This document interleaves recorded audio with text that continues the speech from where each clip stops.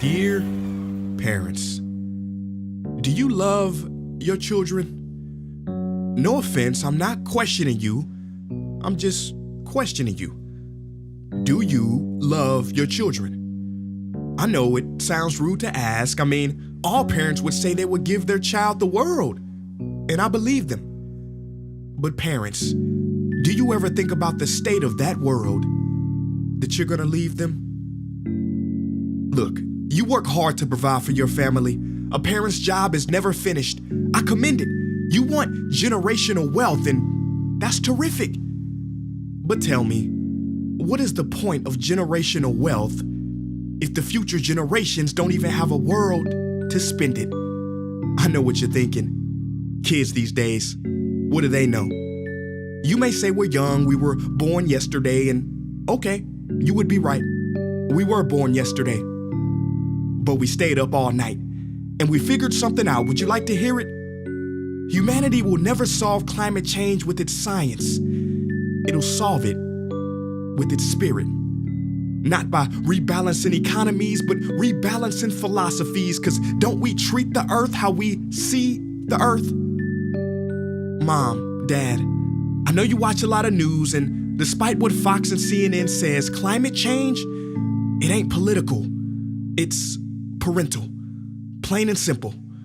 And that's why I'm not here advocating the Paris Agreement. We're here advocating the parents agreeing. Because it comes down to one question and one question only. Do you love your kids? If you do, prove it. Show it then. When you ask what we want to be when we grow up, please leave us an actual world to grow up in. Let me calm down. Parents, I'm not here to shame you today or have a hateful debate on climate change and rage about civilization making mistakes. Show you pictures of polar bears, wildfires, and tell you how animal agriculture insanely raises the stakes. I mean, yeah, that's facts. Don't get me wrong. But the scare tactics, I'm not a fan at all. You already know the only Milky Way these kids will see will be the candy bar. You already know when they turn 30 years old, there will be more plastic in the ocean and fish. You already know this. Like I said, you hear it on the news. And that's where the freaking news goes wrong. Because if you simply focus on what's going wrong, you get more of what's going wrong. That's universal law. Please stop inciting fear. Let me make this quite clear. Martin Luther King's speech, "I have a dream," would not have been the same if it was called, "I have a nightmare." Because he knew the doomsdaying and naysaying is straight lame. It is through inspiration and hope that we make change. So all you environmental activists who take aim, shame, and place blame, I feel your pain, because I was the same. Foolish. But you must see the irony of having heated debates over global warming. Bro, cool it. Because the solution is teamwork, and what good is driving an environmentally friendly vehicle if you're a mean person? One thing's certain, love is what we need urgent. But I get it. Technology has blinded us, clouded our common sense to the point where if I say we are not separate from nature, many start doubting it.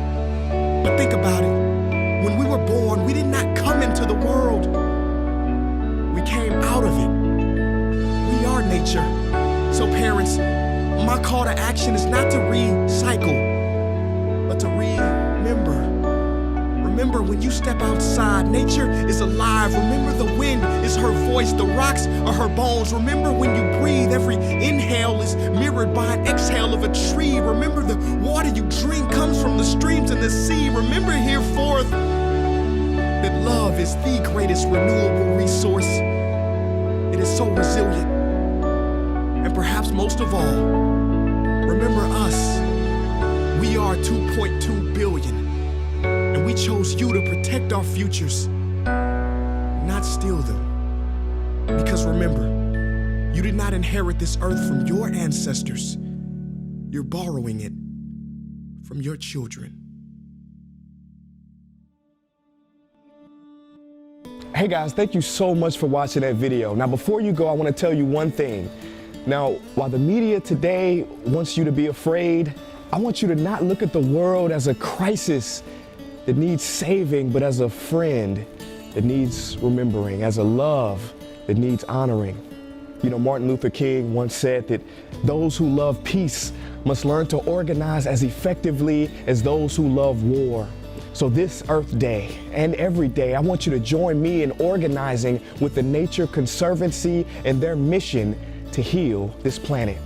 I want you to go to nature.org and find a local chapter in your area and get involved today. You know, Margaret Mead once said, never underestimate the power of a small group of committed people to change this world. For that is all that ever has. Peace.